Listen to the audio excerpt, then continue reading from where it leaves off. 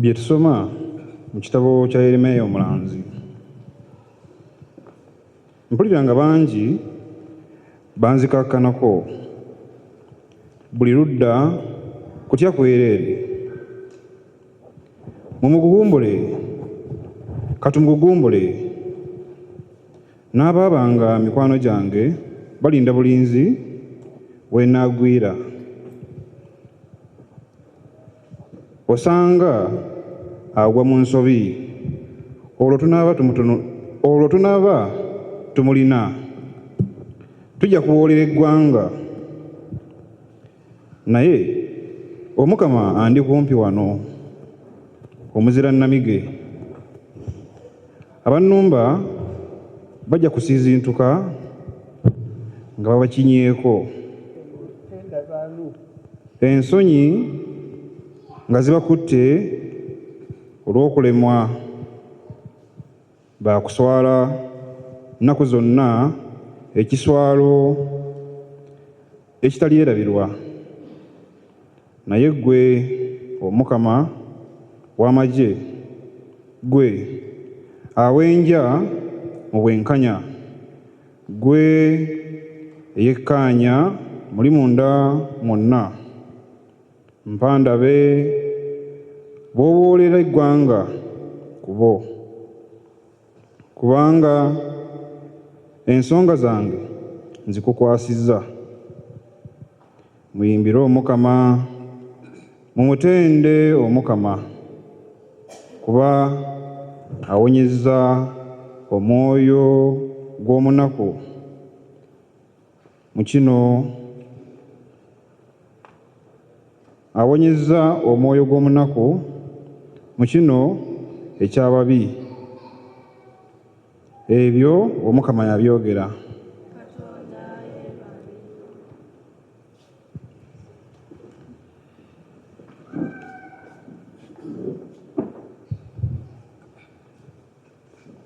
Mpulira ng'ogerera ku kisa kyo ekingi. Mpulira ng'ogerera ku kisa kyo ekingi. Mpulira ng'ogerera ku kisa kyo ekingi. Mpulira ng'ogerera ku kisa kyo ekingi.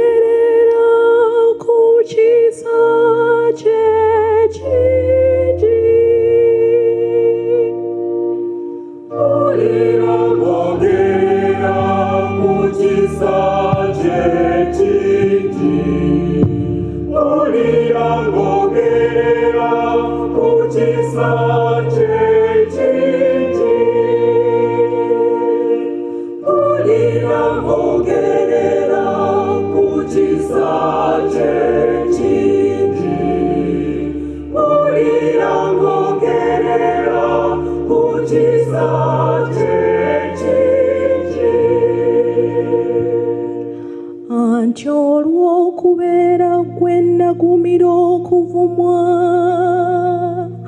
okuswala kwambika amaaso, baganda bange nabafuukira omugwira, n'abaana bannyabo ne mbanga gwe batamanyi.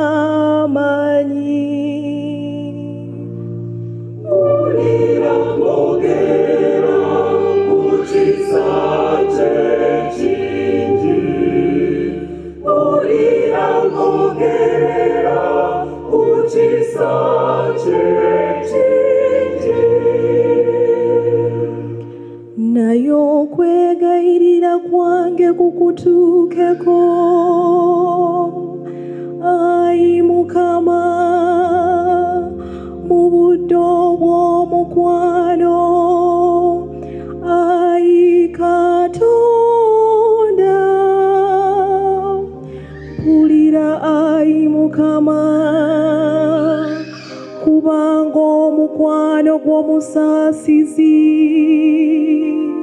nsuulira eriiso ngerere ku bulungi bw'okusaasira kwo.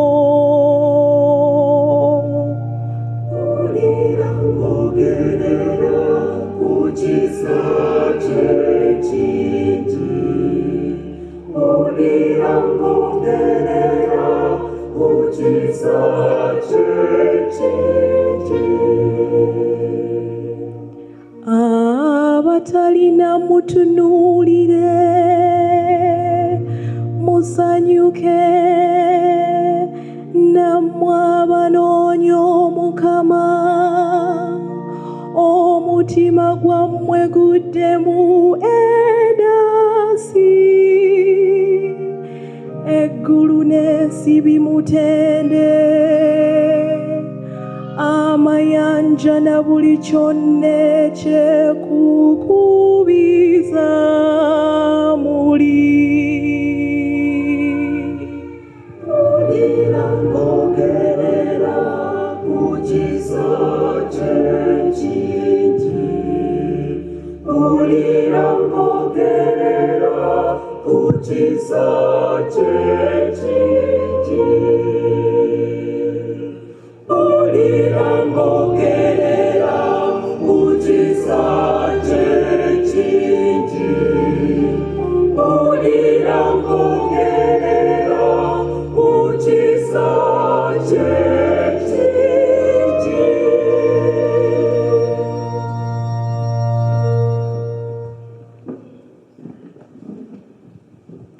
Bye tusoma mu bbaluwa Pawulo omutume gye yawandiikira ab'e Looma.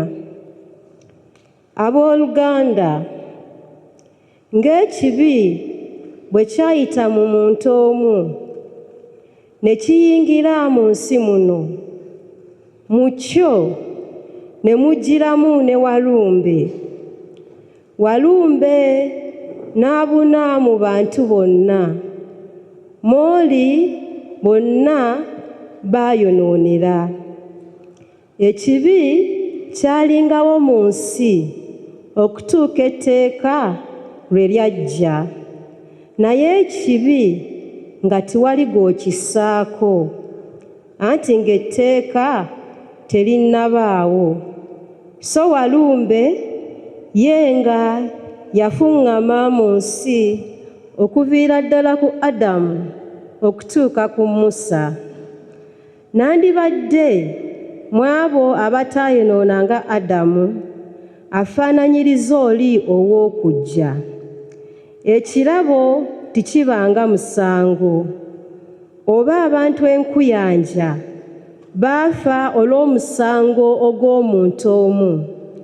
Enneema ya Katonda ng'ekirabo ejjudde mu bangi nnyo okusinga olw'enneema y'omuntu omu, Yesu Kristo. Abooluganda, ebyo Omukama yabyogera. Tusituke okwaniriza Evanjiri.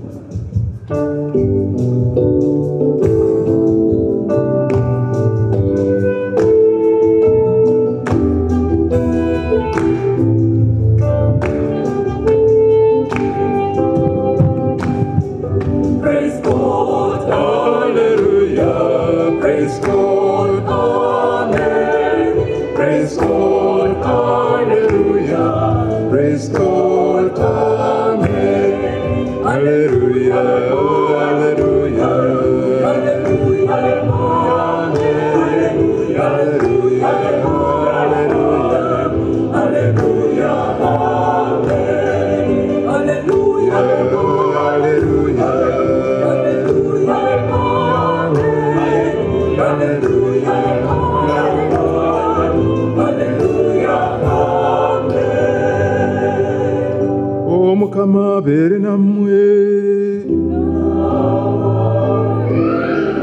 Ebigambo by'evvanjiri ya Mukama waffe Yesu Kristo ebivudde Mataayo.